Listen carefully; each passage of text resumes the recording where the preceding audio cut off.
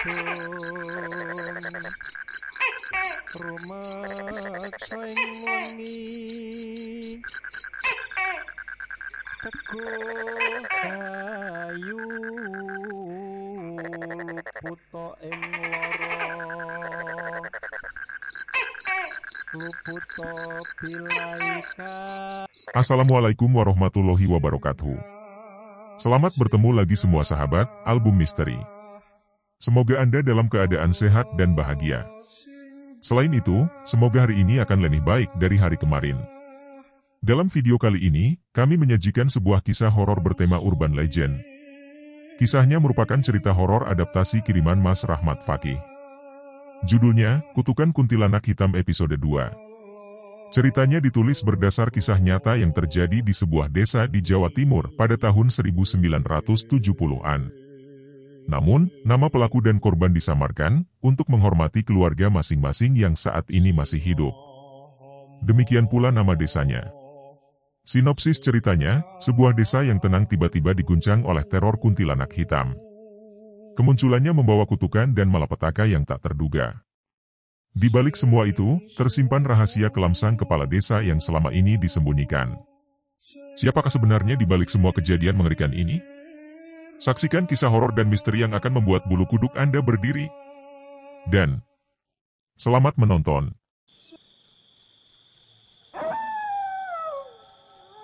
Kisah dalam video ini merupakan kelanjutan dari episode pertama. Silahkan menonton episode pertama lebih dahulu, sebelum menonton episode kedua ini. Terima kasih.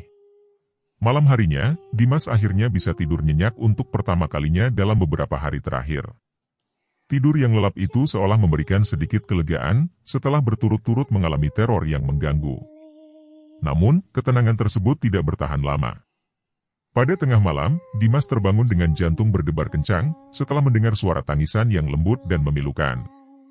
Suara itu seakan-akan berasal dari suatu tempat yang dekat, mengisi ruangan dengan nuansa kegelapan dan kesedihan yang menyesakkan. Ia berusaha membuka matanya yang berat, namun rasa takut sudah mulai menghantuinya. Saat Dimas membuka mata, pandangannya langsung tertuju pada sosok di sudut kamarnya. Sosok itu adalah Surti, gadis desa yang telah meninggal dengan tragis. Dengan rambut hitam panjang yang mengalir seperti air terjun, dan gaun hitamnya terlihat berlumuran darah, Surti tampak melayang dengan gerakan yang lembut namun mengerikan. Cahaya bulan yang masuk melalui jendela memberikan cahaya pucat pada wajahnya yang penuh penderitaan, mempertegas ekspresi kesedihan dan kemarahan yang tampak jelas. Mata merahnya menyorotkan rasa dendam yang mendalam, menambah kengerian yang dirasakan Dimas. Saat itu Dimas merasa seluruh tubuhnya membeku, mulutnya terkatup rapat dan tidak bisa mengeluarkan suara. Suara tangisan Surti semakin menguat, seolah melintasi ruang dan waktu untuk langsung memasuki telinga Dimas. Setiap tetesan air mata yang jatuh dari wajah Surti seolah menciptakan genangan kesedihan di sekitar mereka, membuat suasana semakin menekan dan menakutkan. Dimas merasa terperangkap dalam mimpi buruk yang tidak bisa dia hindari, dan perasaan tercekik mulai menguasai dirinya. Dengan gemetar, Dimas akhirnya berusaha berbicara, suara yang keluar dari mulutnya nyaris tidak terdengar. "Bagaimana kau bisa masuk?" Ia tergagap ketakutan, suaranya seperti bisikan yang lemah. Seluruh tubuhnya bergetar hebat, dan ia berusaha mencari jawaban yang logis di tengah kegelapan. Surti tidak mengucapkan sepatah kata pun, namun tatapan matanya yang tajam penuh kebencian seolah menjawab pertanyaannya. Setiap detik terasa seperti bertahun-tahun, dan Dimas merasa seperti ada beban berat yang menekan dadanya. Kegelapan di sekeliling Dimas semakin dalam, dan suara tangisan Surti seolah memenuhi seluruh ruang. Suasana di kamarnya yang sebelumnya tampak tenang kini berubah menjadi tempat yang penuh dengan kengerian dan ketidakpastian. Dimas merasa terjebak dalam keadaan di mana tidak ada jalan keluar, dan ketidakmampuan untuk bergerak atau berteriak semakin memperparah rasa takutnya. Rasa ngeri yang menyelimuti dirinya seakan menyatu dengan kegelapan malam, membuatnya merasa seolah-olah terkurung dalam mimpi buruk yang nyata. Surti menyeringai dengan ekspresi penuh kebencian, senyumnya yang lebar menambah kesan mengerikan pada wajahnya yang pucat. "Kau pikir mantra dukun murahan itu bisa menghalangiku?" Suaranya terdengar parau dan penuh kemarahan, bergema di seluruh ruangan dengan nada yang menakutkan. "Tak ada yang bisa melindungimu dari pembalasanku, Dimas." Kata-katanya bagaikan ancaman yang nyata, menembus ketenangan semu yang sempat dirasakan Dimas. Penampakan Surti tampak lebih menakutkan dari sebelumnya, dengan matanya yang merah menyala dan tatapan yang seolah bisa menembus jiwa seseorang. Dengan gerakan cepat dan tidak terduga, sosok Surti melesat ke arah Dimas. Tubuhnya bergerak seperti angin malam, tanpa suara, dan seolah-olah terbang dengan kecepatan yang tidak bisa diikuti oleh mata manusia. Gaun hitamnya yang berlumuran darah berkibar dalam kecepatan itu, menciptakan kesan bahwa ia adalah entitas yang tidak terikat oleh hukum fisika biasa. Dimas yang sudah berada dalam keadaan terjaga dengan ketakutan, hanya bisa terdiam dan merasa terjebak dalam kegelapan yang semakin mencekam. Setiap detik terasa seperti bertahun-tahun saat Surti mendekat, dan aroma anyir darah mulai memenuhi ruangan. Ketika Surti semakin dekat, Dimas merasakan hawa dingin yang menusuk hingga ke tulang. Kengerian yang mendalam menghantamnya, membuatnya merasa seperti ada sesuatu yang tak terlihat menyelimuti seluruh tubuhnya. Jantungnya berdebar dengan sangat kencang, dan perasaan tercekik semakin kuat, membuatnya tidak bisa bernapas dengan normal. Jeritan ketakutan yang meluncur dari mulut Dimas terasa seperti melawan arus waktu. Tidak mampu menghentikan kedekatan sosok menyeramkan yang semakin menakutkan. Akhirnya, dengan teriakan terakhir yang penuh dengan ketakutan, Dimas jatuh pingsan. Tubuhnya terkulai di atas ranjang, tak bergerak, sementara Surti tetap berada di dekatnya dengan senyum penuh kemenangan. Suasana di kamar menjadi semakin mencekam, dengan kehadiran Surti yang seakan menegaskan bahwa teror ini baru saja dimulai. Ketika Dimas kehilangan kesadaran, ruangan itu terbenam dalam kegelapan dan kesunyian yang menegangkan, menambah rasa takut yang mengancam keberadaan setiap orang di dalamnya. Pagi harinya, Reksomolo terbangun dengan rasa cemas. Ia segera menuju kamar Dimas untuk memeriksa anaknya. Setibanya di kamar, ia disambut oleh pemandangan yang mengerikan. Dimas terbaring tak sadarkan diri di ranjang, tubuhnya dipenuhi oleh luka-luka cakaran yang dalam dan berdarah. Kulitnya tampak merah dan bengkak, seolah-olah ada sesuatu yang sangat jahat telah menyerangnya dengan brutal. Reksomolo merasakan hatinya bergetar hebat, ketakutan melanda dirinya ketika melihat kondisi anaknya yang sangat mengenaskan. Bau anyir darah dan keringat yang tumpah dari tubuh Dimas, membuat suasana semakin mencekam, seolah kegelapan malam sebelumnya masih membayangi kamar itu. Di dinding kamar, sebuah pesan mengerikan tertulis dengan darah, mengalir dari tetesan-tetesan yang membentuk huruf-huruf. Pengakuan atau kematian, pesan itu menyala dengan kemerahan yang mengerikan, seolah-olah menuntut balasan dari seseorang. Pesan ini menyiratkan ancaman yang jelas dan tak terhindarkan, menambahkan kengerian yang sudah menyelimuti suasana kamar. Melihat pesan ancaman itu, Reksomolo berdiri terpaku, matanya melebar dengan ketakutan yang mendalam. Pikiran-pikiran tentang apa yang mungkin terjadi jika Dimas tidak segera mengaku atau jika ancaman itu tidak dipenuhi, menyergapnya dengan penuh teror. Suasana di kamar Dimas terasa semakin menegangkan, dan Reksomolo tahu bahwa mereka kini berada di ambang jurang kegelapan yang tak berujung. Teror kuntilanak hitam semakin menjadi-jadi, dan kegelisahan menyebar ke seluruh desa Karangjati. Warga mulai curiga ada sesuatu yang sangat tidak beres dengan kematian Surti 5 tahun lalu. Kejadian aneh yang menimpa rumah-rumah mereka semakin membuktikan bahwa arwah Surti mungkin belum pergi. Dalam suasana yang semakin tegang ini, Lurah Joko Mulyono mengadakan rapat darurat di Balai Desa untuk menangani krisis yang mengancam kedamaian desa. Di Balai Desa yang biasanya tenang, suasana malam ini dipenuhi dengan kebisingan dan kekhawatiran. Lampu-lampu berkelip-redup, menciptakan bayangan-bayangan yang bergerak di dinding. Warga desa berkumpul dengan ekspresi cemas dan putus asa, menunggu dengan harapan Lurah Joko akan memberikan jawaban yang bisa menenangkan hati mereka. Lurah Joko berdiri di depan, berusaha menampilkan sikap tenang meskipun ketegangan di udara hampir terasa bisa dipotong dengan pisau. Suara riuh dari diskusi dan bisikan menambah atmosfer yang mencekam, menandakan betapa seriusnya situasi yang dihadapi. Saudara-saudara, kita harus tenang menghadapi situasi ini, ujar Lurah Joko dengan suara yang berusaha terdengar tegas namun tampak sedikit goyang. Jangan mudah termakan isu. Pasti ada penjelasan logis di balik semua kejadian aneh ini. Lurah Joko berusaha memberikan keyakinan kepada warga bahwa segala sesuatu bisa diatasi dengan kepala dingin. Namun, di balik kata-katanya, ada kesadaran akan betapa sulitnya menjelaskan fenomena supernatural yang sedang melanda desa mereka. Kegelapan yang menyelimuti malam itu seolah menguatkan perasaan bahwa situasi ini lebih dari sekadar masalah biasa.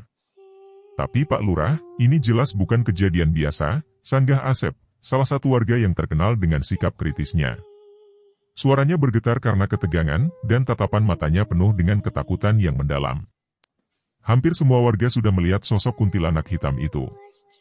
Katanya mirip Surti yang meninggal dulu. Asep menambahkan, bahwa hampir semua orang di desa telah mengalami hal yang sama, sosok wanita berlumuran darah yang mirip dengan Surti, menyelimuti malam mereka dengan kengerian. Suaranya yang penuh emosi menambah intensitas suasana rapat, menegaskan ketidakmampuan mereka untuk mengabaikan kebenaran yang sudah jelas di depan mata. Lurah Joko merespons dengan wajah serius, mencoba menahan kegelisahan di dalam dirinya. Ia tahu bahwa pernyataan Asep bukanlah hal yang bisa diabaikan begitu saja, tetapi ia juga harus menjaga agar situasi tetap terkendali. Kita harus tetap berpikir jernih dan tidak membiarkan ketakutan menguasai kita, tegasnya. Namun, saat ia berbicara, suasana di balai desa semakin mencekam, dengan mata-mata yang penuh dengan kekhawatiran dan bisikan-bisikan yang tak terucapkan. Rasa takut yang mendalam menyebar di antara mereka, membangun atmosfer yang semakin menegangkan di ruang rapat, yang seharusnya menjadi tempat penyelesaian masalah. Rapat darurat berlanjut dengan ketegangan yang semakin memuncak, dan setiap keputusan yang diambil terasa seperti langkah menuju ketidakpastian. Warga desa yang hadir merasa waktu mereka semakin mendekati batas, dan semakin jelas teror ini tidak bisa lagi diabaikan sebagai hal yang biasa. Setiap gerak-gerik, setiap suara yang terdengar, menambah rasa tertekan yang mengancam kedamaian desa, menciptakan situasi yang semakin menegangkan dan penuh dengan ancaman yang tak terduga. Gumaman cemas terdengar di antara warga desa, menggema seperti suara bisikan yang menyebar dalam kegelapan malam. Setiap bisikan mengandung ketidakpastian dan rasa takut yang mendalam, menambah ketegangan yang sudah memuncak. Beberapa warga saling berpandangan dengan mata yang penuh kekhawatiran, seolah mencari jawaban di antara kerumunan. Suara langkah-langkah ringan dan gerakan tak sabar di kursi menambah suasana yang semakin mencekam, menciptakan getaran ketegangan yang menyelimuti balai desa. Lurah Joko berdiri di depan, berusaha sekuat tenaga untuk menenangkan suasana yang semakin tidak terkendali. Sudah.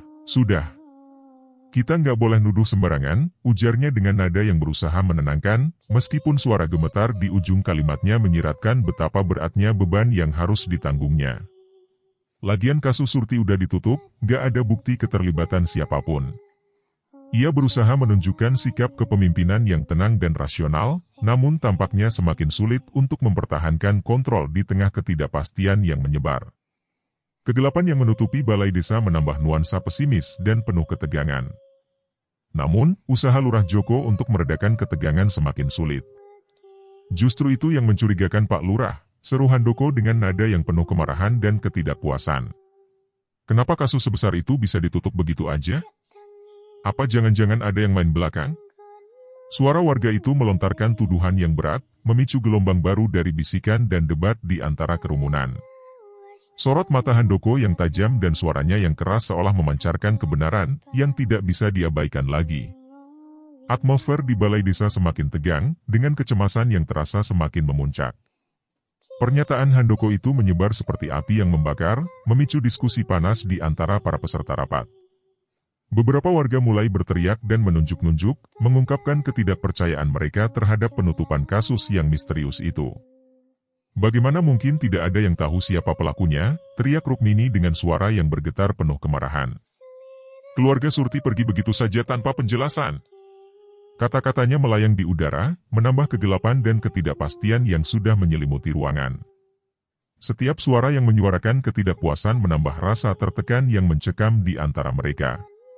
Lurah Joko, meskipun berusaha keras untuk mempertahankan ketenangan, mulai merasa tertekan oleh serangan tuduhan dan pertanyaan yang terus-menerus.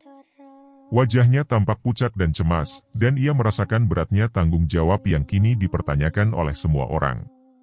Kita harus menyelesaikan masalah ini dengan kepala dingin, katanya, suaranya mulai goyang. Jika ada yang mencurigakan, kita akan selidiki lebih dalam. Kendati kata-kata Lurah Joko mencoba untuk menenangkan, suasana di balai desa semakin menegangkan. Ketidakpastian yang menggelayuti malam itu semakin menambah rasa takut yang menyelimuti hati setiap orang di sana. Lurah Joko mulai gelagapan di hadapan para warga yang semakin tidak sabar dan tegang. Itu, sudahlah, Yang lalu biarlah berlalu, ujarnya dengan nada yang gugup, berusaha keras untuk meredakan kekacauan. Sekarang kita fokus gimana menghadapi teror ini. Saya usul kita panggil paranormal buat. Namun, ucapan Lurah Joko terpotong oleh jeritan histeris yang menggema dari luar balai desa. Suara itu terdengar seperti teriakan kesakitan yang tiba-tiba menembus keheningan malam, membuat semua orang di dalam balai desa terkejut dan segera berlari menuju sumber suara. Warga yang panik berhamburan keluar dari balai desa, melompat dan berlari dalam kekacauan yang menyebar seperti api. Di luar, mereka disambut oleh pemandangan yang membuat jantung mereka berdegup kencang dan darah mereka membeku. Raka, putra Lurah Joko, berdiri di tengah kerumunan dengan wajah pucat pasi. Tubuhnya bergetar hebat dan keringat dingin membasahi dahinya. Di belakangnya, sosok Surti melayang dengan gerakan yang tenang namun menakutkan. Rambut hitam panjangnya menutupi sebagian besar wajahnya, menambah aura misterius dan mengerikan pada penampilannya. Sosok Surti terlihat begitu nyata dan menyeramkan, tangannya yang pucat dan dingin mencengkeram bahu Raka dengan kekuatan yang mengerikan. Gerakan Surti sangat halus, seolah-olah ia melayang di atas tanah, menciptakan suasana yang lebih menakutkan dengan setiap gerakan lembutnya. Warga yang menyaksikan pemandangan ini berdiri terpaku, mulut mereka terbuka lebar dalam keadaan syok. Desiran napas mereka terdengar di udara yang dingin, menambah ketegangan di sekitar mereka. Katakan yang sebenarnya Raka, desi Surti dengan suara yang parau dan penuh kemarahan. Suaranya terdengar seperti bisikan dari alam lain, menembus ke dalam jiwa setiap orang yang mendengarnya. Atau kau akan bernasib sama sepertiku. Kata-katanya penuh dengan ancaman dan dendam yang mendalam, menambah kengerian yang sudah menyelimuti suasana. Mata merahnya menatap tajam, menembus ke dalam mata Raka, seolah-olah ia bisa melihat ke dalam jiwanya yang paling dalam. Raka yang sudah tidak bisa menahan ketakutannya, jatuh berlutut di depan sosok Surti. Tubuhnya goyang, dan air mata ketakutan mengalir deras di pipinya.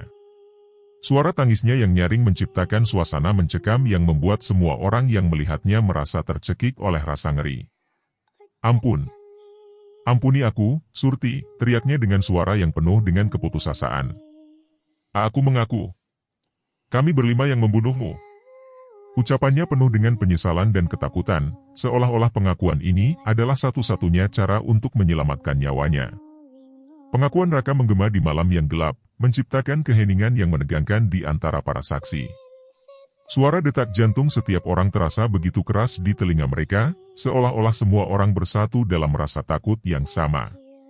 Surti dengan senyuman dingin di wajahnya yang penuh kemarahan, menatap Raka dengan tatapan yang tidak menunjukkan belas kasihan. Atmosfer di sekitar mereka semakin tegang, dengan setiap detik terasa seperti bertahun-tahun. Warga yang melihat pemandangan ini merasa seolah-olah mereka terjebak dalam mimpi buruk yang nyata. Mereka saling berpandangan dengan ekspresi penuh ketakutan, tidak tahu apa yang harus dilakukan atau bagaimana harus bereaksi. Kegelapan malam semakin pekat, menambah kesan menakutkan yang mengelilingi mereka. Rasa ngeri dan kecemasan menyebar di antara mereka seperti virus, menciptakan suasana yang hampir tak tertahankan. Lurah Joko yang berdiri di tengah kerumunan, merasa seluruh dunia seakan runtuh di hadapannya. Keringat dingin membasahi wajahnya, dan dia merasa seperti terjebak dalam situasi yang tidak bisa dia atasi. Setiap upaya untuk menjaga ketenangan seolah sia-sia, karena kenyataan mengerikan di depannya terlalu besar untuk diabaikan. Ketidakmampuan untuk mengendalikan situasi, membuatnya merasa semakin tertekan, dan rasa takut yang menyelimuti dirinya semakin membebani pikiran dan jiwanya. Surti dengan tatapan penuh dendam, tetap menatap Raka tanpa mengucapkan sepatah kata pun. Suasana di luar balai desa menjadi semakin menegangkan, dengan setiap detik terasa seperti ada sesuatu yang sangat mengerikan yang sedang menunggu untuk terjadi. Raka yang berlutut di depan Surti, bersama dengan ekspresi ketakutan yang mendalam, menciptakan pemandangan yang mengerikan dan tak terlupakan bagi semua yang menyaksikannya. Warga desa terperanjat mendengar pengakuan Raka yang kedua kalinya, seolah-olah mereka baru saja dikejutkan oleh ledakan dari kegelapan. Beberapa di antara mereka menutup mulut dengan tangan, menahan rasa ngeri yang meluap, sementara yang lain hanya bisa berdiri terpaku, tidak mampu bergerak. Ketegangan di udara semakin terasa tebal, dan setiap napas tampak bergetar dalam keheningan yang menekan. Rasa terkejut dan kebingungan menyelimuti kerumunan, sementara Lurah Joko, yang berdiri di tengah-tengah mereka, tampak terhuyung-huyung dalam keadaan syok yang mendalam. Raka dengan tubuh bergetar hebat dan air mata yang mengalir deras di pipinya, terus terisak dan merintih. "Kak, kami memperkosa Surti rame-rame," suaranya penuh dengan penyesalan dan ketakutan. "Dia melawan, lalu kami panik dan mencekiknya sampai mati. Kami buang mayatnya ke sungai." Setiap kata yang keluar dari mulutnya menambah ketegangan di sekelilingnya, dan pengakuan yang mengerikan ini menciptakan suasana yang penuh dengan rasa ngeri dan kekacauan. Rasa ngeri yang mendalam menyelimuti warga. Suara tangisan Raka menjadi simbol dari keputusasaan yang melanda. Lurah Joko yang tampak semakin tertekan, tidak bisa menahan emosinya. "Bohong! Bohong!" teriaknya dengan suara yang penuh kemarahan dan kebingungan. "Anakku nggak mungkin melakukan itu. Kamu pasti kerasukan, Raka." Suara teriakan Lurah Joko menggema di udara, penuh dengan ketidakpercayaan dan kemarahan. Ia berusaha keras untuk mempertahankan integritas dan kehormatan keluarganya, namun dalam prosesnya, ia hanya semakin memperburuk situasi yang sudah sangat menegangkan. Setiap kata yang diucapkannya terdengar seperti usaha sia-sia untuk menyembunyikan kebenaran yang mengerikan. Sosok Surti dengan wajah yang terselubung rambut panjangnya, menoleh dengan lambat ke arah Lurah Joko. Matanya merah menyala penuh amarah, mengeluarkan kilatan-kilatan merah yang membuat bulu kuduk meremang. Ekspresi kemarahan di wajah Surti terlihat jelas. Aura dendam yang mengelilinginya semakin menambah kengerian di sekitar mereka. Suasana malam semakin tebal dengan nuansa yang makin menakutkan, menciptakan perasaan tertekan yang tak bisa dihindari oleh siapapun yang menyaksikan pemandangan ini. "Kau yang bohong, lurah busuk," desis Surti dengan suara yang parau dan penuh kebencian. "Kau tahu kejahatan anakmu tapi kau tutupi. Kalian semua akan membayar dosanya." Suaranya penuh dengan kemarahan yang menyala-nyala, mengungkapkan rasa dendam yang mendalam terhadap Lurah Joko dan semua yang terlibat. Kata-katanya menggema dalam keheningan yang semakin mencekam, menciptakan atmosfer yang tak akan terpotong dengan pisau. Setiap kata yang diucapkannya seolah menambah beban rasa takut yang sudah menyelimuti kerumunan. Dalam sekejap, sosok Surti melesat dengan kecepatan yang tidak wajar, menembus kerumunan warga dengan gerakan yang halus namun mematikan. Jeritan ketakutan memecah keheningan malam yang sebelumnya tenang di Desa Karangjati. Suara jeritan yang melengking dan gemuruh ketakutan menciptakan suasana yang sangat kacau.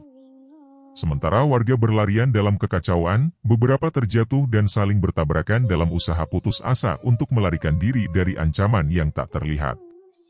Pemandangan itu semakin mencekam dengan setiap detik berlalu, seolah-olah waktu berhenti dan hanya ada rasa takut yang menguasai segala sesuatu. Suara teriakan dan langkah kaki yang panik menggema di jalanan desa, sementara Surti, dengan amarah yang berkobar, terus menerjang dan mencari mereka yang dianggapnya bertanggung jawab. Ketegangan yang memuncak menciptakan suasana yang sangat mencekam, dengan setiap gerakan dan suara terasa sangat intens dan menegangkan. Kegelapan malam semakin tebal, dan suasana di Desa Karangjati dipenuhi dengan rasa takut yang mendalam.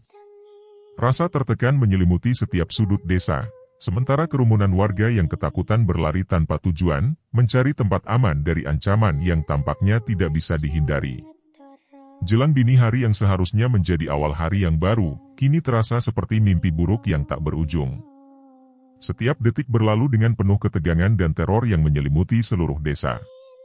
Lurah Joko yang berdiri di tengah kekacauan, merasa terjebak dalam situasi yang semakin gelap dan tidak terkendali. Rasa tertekan dan ketakutan yang mendalam menguasai pikirannya, sementara ia mencoba mencari solusi untuk menghadapi teror yang semakin meningkat.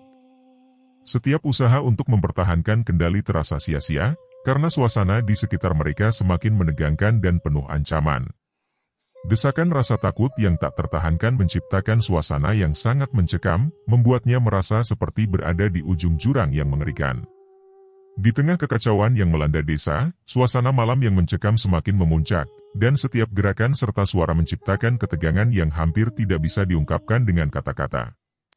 Warga desa yang panik berlari ke segala arah, sementara Surti, dengan kemarahan yang menggelegak, terus melayang dan mencari balas dendam atas kejahatan yang menimpanya. Suasana yang penuh dengan rasa takut dan ketegangan ini akan meninggalkan jejak yang mendalam di hati setiap orang yang menyaksikannya. Pengakuan Raka memicu kekacauan yang tak terduga di Desa Karangjati. Warga yang sebelumnya hanya dipenuhi oleh rasa takut kini berubah menjadi marah. Mereka merasa dibohongi dan dikhianati selama bertahun-tahun. Emosi yang terpendam selama ini meledak dalam bentuk teriakan marah dan tangisan histeris.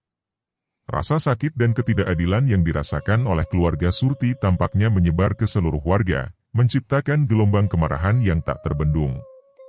Orang-orang mulai berteriak, menuntut keadilan dan kebenaran yang selama ini disembunyikan.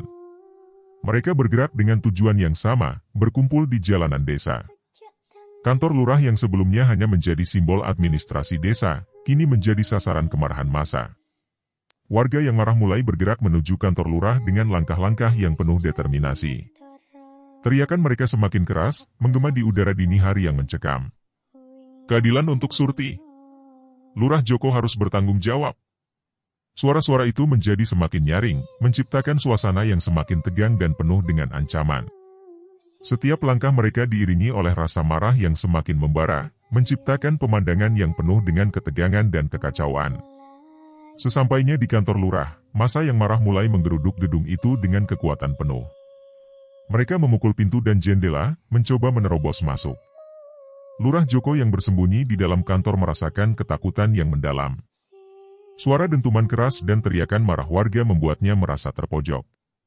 Ia tahu saat ini tidak ada tempat untuk bersembunyi, tidak ada cara untuk menghindari kemarahan warga yang menuntut keadilan. Di luar, kerumunan semakin besar dan semakin tak terkendali. Mata mereka penuh dengan dendam dan keinginan untuk melihat keadilan ditegakkan. Atmosfer di sekitar kantor lurah menjadi semakin mencekam, menciptakan suasana yang penuh dengan ketegangan dan ancaman. Sementara itu, 4 tersangka lainnya berusaha melarikan diri dari desa, berharap dapat menghindari hukuman yang telah lama mereka tunda. Namun, Surti tak membiarkan mereka lolos begitu saja.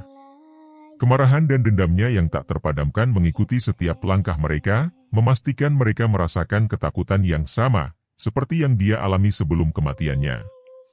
Roni Wingit adalah yang pertama mencoba melarikan diri. Ia mengemudikan mobilnya dengan kecepatan tinggi, berharap meninggalkan desa secepat mungkin. Namun, di tengah perjalanan, mobilnya mendadak oleng dan menabrak pohon besar di pinggir jalan. Sebelum kehilangan kesadaran, Roni melihat sosok Surti di kursi belakang, matanya menatapnya dengan penuh kebencian. Jeritannya teredam oleh suara benturan keras, dan saat ia pingsan, bayangan Surti tetap ada dalam pikirannya, menciptakan mimpi buruk yang tak berujung. Bruno Salipar yang putus asa untuk melarikan diri, memutuskan untuk kabur melalui sungai. Ia bergegas menuju perahu kecil yang terikat di tepi sungai. Namun, saat hendak melompat ke dalam perahu, sosok Surti muncul di hadapannya. Dengan wajah yang penuh amarah dan tubuh yang berlumuran darah, Surti membuat Bruno kehilangan keseimbangan. Perahu itu terbalik, membuat Bruno terlempar ke dalam air yang dingin dan gelap. Ia berusaha keras untuk tetap mengapung, tetapi bayangan Surti terus menghantuinya, membuatnya merasa seolah-olah ada tangan tak terlihat yang menariknya ke dasar sungai. Beruntung, beberapa warga yang mendengar keributan datang menyelamatkannya, sebelum ia tenggelam sepenuhnya. Tejo Mangkugento yang dikenal sebagai pria pemberani, kini menjadi bayangan dari dirinya yang dulu. Teror yang terus-menerus dari Surti membuatnya nyaris gila. Setiap kali menutup mata, bayangan Surti muncul dengan tatapan mengancam dan seringai mengerikan. Suara tangisan dan tawa seram Surti terus menghantuinya, membuatnya tidak bisa tidur dan beristirahat. Ketakutan yang terus-menerus membuatnya kehilangan kewarasan. Akhirnya, ia menyerah. Dengan wajah pucat dan tubuh gemetar, Tejo menyerahkan diri ke polisi, mengaku telah memperkosa dan membunuh Surti dengan harapan bisa mendapatkan perlindungan dari hantu yang menghantuinya. Dimas Mustoko ditemukan dalam kondisi paling mengenaskan. Warga yang mencarinya menemukan Dimas di makam desa, tempat di mana Surti dimakamkan. Tubuhnya penuh luka cakaran, seolah-olah ia telah diserang oleh binatang buas. Ia meracau ketakutan, berbicara tanpa henti tentang Surti dan dosa-dosa yang telah dilakukannya. Matanya yang kosong menatap langit, penuh dengan ketakutan yang mendalam. Setiap kata yang keluar dari mulutnya mencerminkan penderitaan yang luar biasa, dan tubuhnya yang lemah menunjukkan betapa beratnya beban rasa bersalah yang ia rasakan. Warga yang menemukan Dimas segera membawanya ke rumah sakit, tetapi tidak ada yang tahu apakah ia bisa selamat dari trauma yang dialami. Kekacauan dan ketakutan yang melanda desa semakin menjadi-jadi. Warga yang sebelumnya hanya mendengar cerita tentang kejahatan yang dilakukan oleh para tersangka kini menyaksikan sendiri akibat dari dosa-dosa tersebut. Mereka melihat bagaimana karma bekerja dengan cara yang paling mengerikan, dan bagaimana kejahatan tidak bisa disembunyikan selamanya. Teror yang ditimbulkan arwah Surti mengingatkan mereka, bahwa keadilan akan selalu datang, meskipun dalam bentuk yang paling menakutkan. Di malam yang penuh ketegangan itu, Desa Karangjati menjadi saksi dari bagaimana dosa masa lalu bisa mengejar pelakunya, tidak peduli seberapa jauh mereka mencoba melarikan diri. Setiap detik yang berlalu menambah intensitas ketakutan yang dirasakan oleh warga, dan setiap bayangan yang muncul menciptakan perasaan mencekam yang sulit dihilangkan. Atmosfer desa yang biasanya tenang kini dipenuhi dengan rasa takut dan ketegangan yang menyesakkan, menciptakan suasana yang tidak akan pernah mereka lupakan. Kelima pelaku akhirnya ditangkap oleh polisi. Bukti-bukti baru yang ditemukan, termasuk pengakuan dari Dimas dan saksi mata dari warga yang melihat teror Surti, cukup untuk membuka kembali kasus pemerkosaan dan pembunuhan yang telah lama tertutup. Proses penangkapan mereka disaksikan oleh warga yang penuh dengan campuran perasaan lega dan marah. Ketika polisi menggiring mereka keluar dari rumah masing-masing, jeritan dan cacian dari warga mengiringi langkah mereka. Rasa keadilan yang akhirnya muncul setelah bertahun-tahun membawa suasana tegang yang belum pernah terjadi sebelumnya. Lurah Joko yang selama ini berusaha menutupi kejahatan anaknya, kini juga harus berhadapan dengan hukum. Bersama para orang tua pelaku lainnya, ia diperiksa atas dugaan obstruction of justice. Pengungkapan keterlibatan mereka dalam menyembunyikan bukti dan menghalangi penyelidikan membuat desa semakin bergolak. Warga yang merasa dikhianati oleh pemimpin mereka sendiri, kini menuntut keadilan yang lebih luas. Suasana di balai desa dipenuhi dengan ketegangan, di mana para pejabat desa harus menjawab pertanyaan-pertanyaan sulit dari pihak berwenang dan dari warga yang marah. Desa Karangjati perlahan pulih dari teror kuntilanak hitam yang selama ini menghantui mereka. Setelah kebenaran terungkap dan para pelaku ditangkap, rasa takut yang mencekam mulai menghilang, digantikan oleh rasa lega dan kedamaian. Namun, bayangan Surti masih terasa di setiap sudut desa, sebagai pengingat dari dosa yang pernah terjadi. Warga yang dulu acuh tak acuh terhadap makam Surti, kini merawatnya dengan penuh hormat. Makam yang selama ini terbengkalai kini menjadi tempat yang sering disiarahi warga untuk meminta maaf dan mengirimkan doa. Makam Surti yang dulu sunyi kini menjadi tempat yang penuh dengan kehidupan. Setiap hari, ada warga yang datang untuk berdoa dan menaruh bunga sebagai tanda penghormatan. Suasana di sekitar makam menjadi tenang dan damai, seolah-olah arwah Surti telah menemukan ketenangan setelah sekian lama. Keheningan yang dulu penuh dengan ketakutan kini digantikan oleh rasa penyesalan dan penghormatan. Setiap doa dan ziarah yang dilakukan warga menjadi simbol dari upaya mereka untuk menebus dosa-dosa masa lalu dan memperbaiki kesalahan yang pernah terjadi. Suatu malam yang tenang, di bawah sinar bulan purnama yang menerangi desa Karangjati, Darmo, sang juru kunci makam, baru saja selesai membersihkan area pemakaman.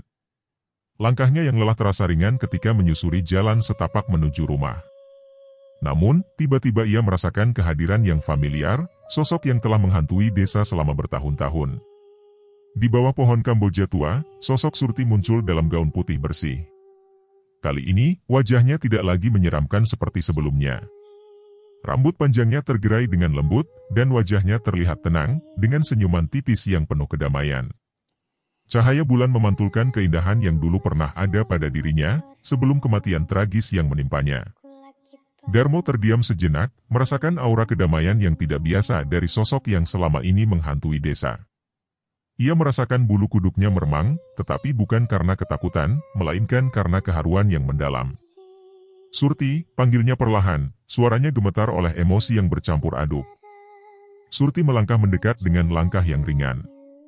"Terima kasih, Pak Darmo," ucapnya dengan suara lembut yang menenangkan. "Berkatmu dan warga desa, aku bisa menemukan kedamaian. Dendamku sudah terbalaskan, dan aku tidak lagi merasa marah." Mata Darmo berkaca-kaca mendengar ucapan Surti. Ia merasa lega, seolah beban berat yang selama ini menghantui desa kini telah diangkat. "Kami semua berdoa untukmu, Surti." "Semoga kau tenang di alam sana," jawab Darmo dengan suara yang hampir tersedak oleh emosi. Surti mengangguk pelan, senyumannya semakin lebar. "Sampaikan pada warga desa, aku sudah memaafkan mereka. Doakan aku agar tenang di alam sana," katanya, sebelum sosoknya perlahan memudar, seperti kabut yang tersapu angin malam. Cahaya bulan seolah menjadi saksi perpisahan terakhir itu, memberikan sinar lembut yang mengiringi kepergian Surti. Darmo tersenyum haru, merasakan kelegaan yang mendalam. Teror yang selama ini menghantui desa Karangjati akhirnya benar-benar berakhir. Ia menatap ke langit malam yang dipenuhi bintang, merasakan kehadiran Surti yang kini telah tenang. Dengan langkah ringan, ia melanjutkan perjalanannya pulang, membawa pesan Surti untuk disampaikan kepada warga desa. Desa Karangjati kini bisa beristirahat dengan damai, mengetahui bahwa arwah Surti telah menemukan kedamaian yang selama ini dia cari. Warga desa yang sebelumnya dihantui rasa bersalah dan ketakutan, kini bisa hidup dengan lebih tenang, berusaha untuk menjaga kedamaian yang telah mereka perjuangkan bersama. Kisah Surti dan balas dendamnya menjadi legenda yang akan diceritakan turun-temurun, sebagai peringatan bahwa kebenaran akan selalu terungkap, dan kejahatan akan selalu mendapatkan pembalasannya. Desa Karangjati kini menjadi simbol dari bagaimana keadilan dapat ditegakkan, meskipun harus melalui jalan yang paling menakutkan dan penuh dengan teror. Ketakutan dan rasa bersalah yang melanda para tersangka menjadi pengingat abadi bahwa kejahatan tidak akan pernah bisa dilupakan atau dimaafkan tanpa pengakuan dan pertobatan yang tulus. Namun, di kejauhan, di balik bayangan pepohonan dan di atas makam yang sunyi, 5 sosok kuntilanak lain melayang dengan tatapan penuh dendam mengawasi desa Karangjati. Wajah-wajah mereka yang pucat dan mata merah menyala menyimpan cerita kelam yang belum terungkap. Mereka adalah arwah para korban kelima pelaku sebelum Surti, perempuan-perempuan tak berdosa yang hidupnya direnggut dengan kejam. Rambut panjang mereka terurai liar, dan seringai mengerikan menghiasi bibir biru mereka, seolah mengisyaratkan niat jahat yang masih menggantung di udara malam. Dendam yang membara di hati mereka belum terbalaskan. Teror yang pernah menghantui desa melalui kemunculan Surti hanyalah permulaan. Kini, dengan kemarahan yang tak terucapkan, 5 arwah ini bersekongkol untuk melanjutkan balas dendam mereka. Suara tangisan dan tawa menyeramkan mulai terdengar sayup-sayup di angin malam, membawa pertanda buruk. Desa Karangjati yang baru saja merasa lega dari satu teror, kini harus bersiap menghadapi kengerian baru. Bayangan-bayangan gelap dari masa lalu kembali menghantui, mengisyaratkan bahwa ketenangan yang baru ditemukan mungkin akan segera terenggut lagi. Tamat.